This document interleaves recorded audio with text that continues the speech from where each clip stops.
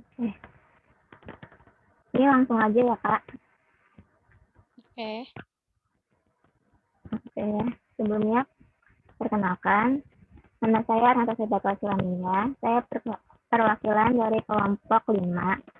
Di sini saya akan meminta waktunya Kakak sebentar buat wawancara. Ya. Ya, silakan bisa dimulai. Oke.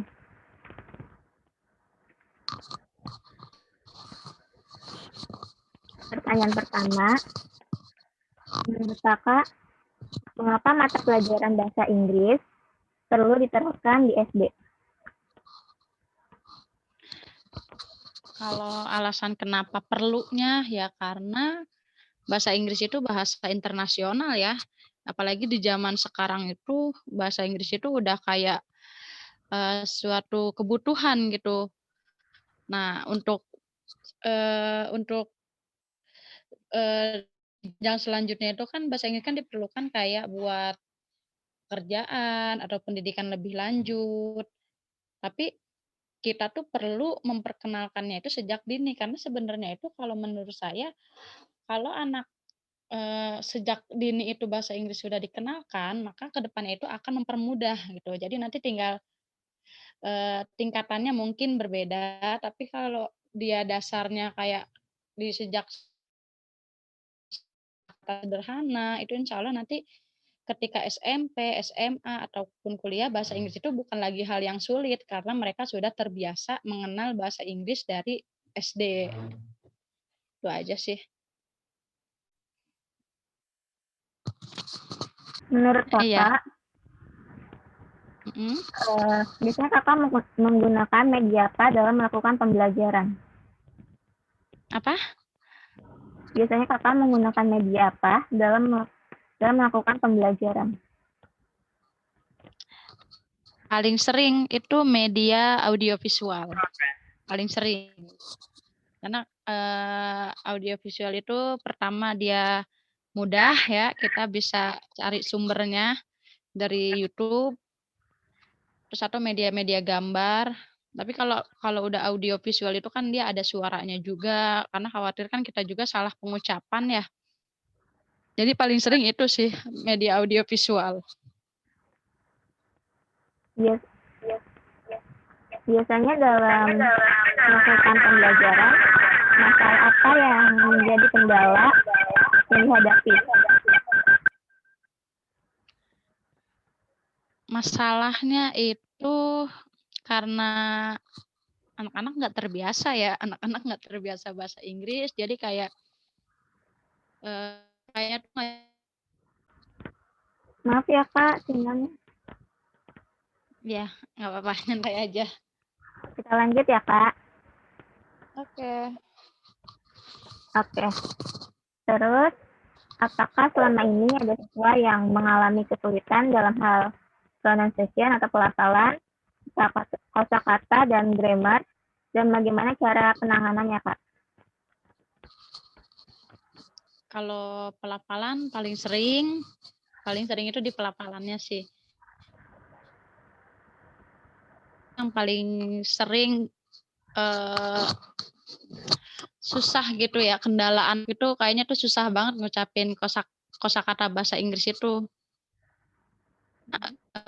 Kalau saya melakukan pembiasaan di kelas. Jadi pembiasaan itu kosakata apa yang sudah dipelajari hari itu, maka harus sering-sering digunakan.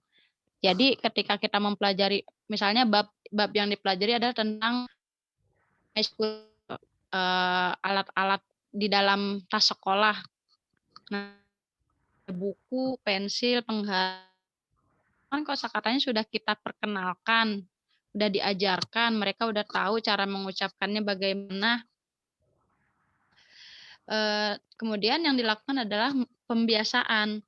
Jadi mereka itu nggak lagi mengucapkan buku, tapi harus mengucapkan buku itu dengan bahasa Inggris kayak book, gitu. Terus kayak pensil itu ya pensil, terus penghapus itu eraser. Jadi apa yang sudah dipelajari itu harus langsung dipraktekkan gitu. Jadi nanti akan ada percakapannya mereka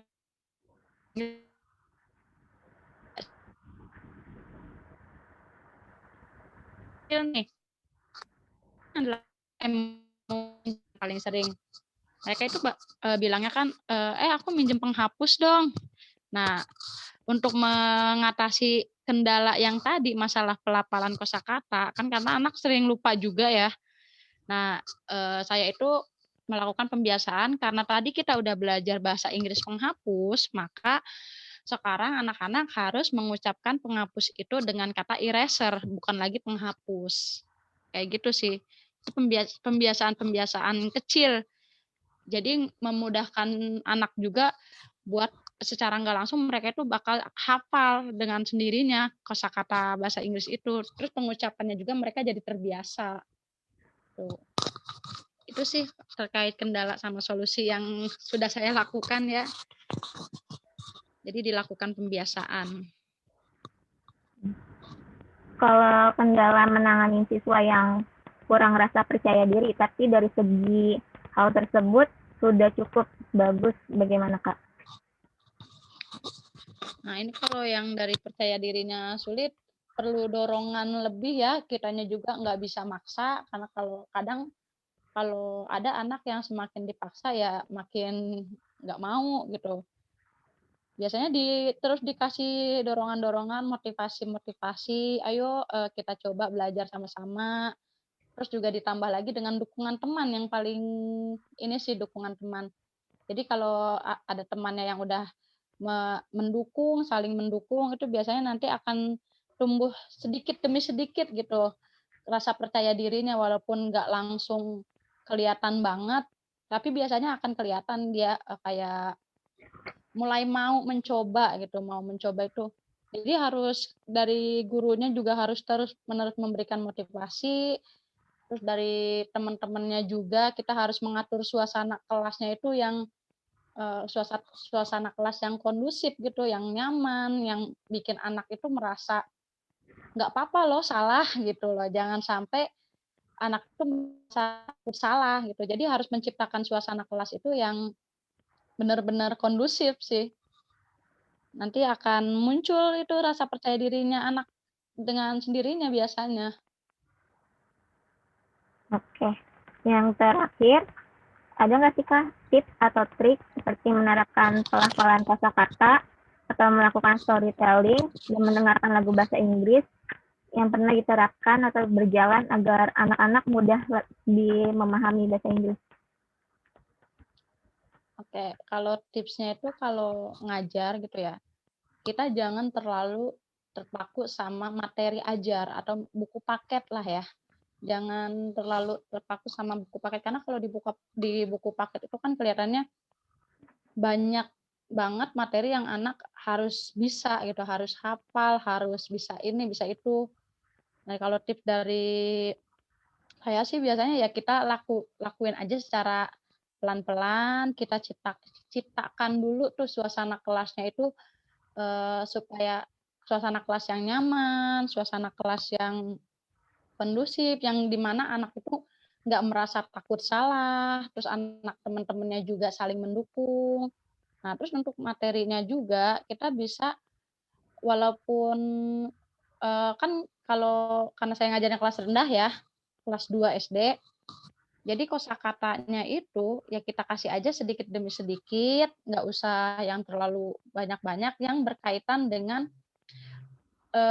lingkungan dia gitu. Jadi dikaitkan dengan benda nyata dia dan saat mengajar pun suruh anak itu melakukan tindakan yang berkaitan sama kosakata. Misalnya anak disuruh mengambil buku. Nah, kita mengucapkan instruksi itu dengan menggunakan bahasa Inggris. Nah, jadi nanti anak kan paham gitu konteksnya walaupun dia nanti belum bisa bagaimana cara mengucapkannya, tapi dia itu bisa paham apa yang kita ucapkan gitu. Misalnya borrow your book, nanti kan dia akan datang memberikan buku dia gitu kan. Nah, terus dilakukan pembiasaan. Ini sih yang paling penting itu biasanya pembiasaan. Jadi jangan hanya belajar bahasa Inggris itu saat jam pelajaran bahasa Inggris aja. Apalagi kan kendalanya bahasa Inggris itu jam pelajarannya sedikit ya. Kalau sedikit itu kadang kita juga nggak maksimal. Nah, jadi kosakata yang diajarkan saat jam pelajaran bahasa Inggris, ketika sudah mata pelajarannya udah ganti nih, hari Senin nggak ada bahasa Inggris. Nah, tapi tetap bahasa Inggris itu sedikit-sedikit kita pancing gitu, kita gunain. Kayak kita bahas lagi lah sekilas gitu. Setiap hari itu ya, jangan jadi belajar bahasa Inggris itu jangan pas jam pelajaran bahasa Inggris aja, Senin sampai Jumat kita ulangi terus kosakata yang udah dipelajari saat jam bahasa Inggris, kayak misalnya buku, ya mereka jangan lagi nyebutin buku, coba disebutkan book. Terus kayak minjem penghapus, jangan lagi bilangnya ke temennya, minjem penghapus dong gitu. Coba kitanya nih, gurunya nih minta siswa untuk coba dong bilangnya minjem eraser dong gitu. Jadi walaupun masih campur aduk ya antara bahasa Inggris sama bahasa Indonesia, ya nggak masalah. Yang penting anak itu terbiasa, terus dia juga merasa familiar dengan kosakata bahasa Inggris, terus juga ya nanti jadi nggak merasa sulit gitu jadinya, karena kita dari guru nih selaku manajer kelas ya, kita tuh yang menciptakan kondisi itu gitu, melakukan pembiasaan itu tips yang paling yang bisa saya kasih sih, paling itu aja. Baik, terima kasih Kak atas jawaban-jawaban yang bagus. Sekian wawancaranya. Terima kasih atas waktunya ya Kak. Mohon maaf apabila ada kesalahan kata atau kendala. Ya, maaf juga ya kalau misalnya agak belibet ngomongnya. Iya Kak. Terima kasih ya Kak. Ya, sama-sama. Assalamualaikum. Waalaikumsalam.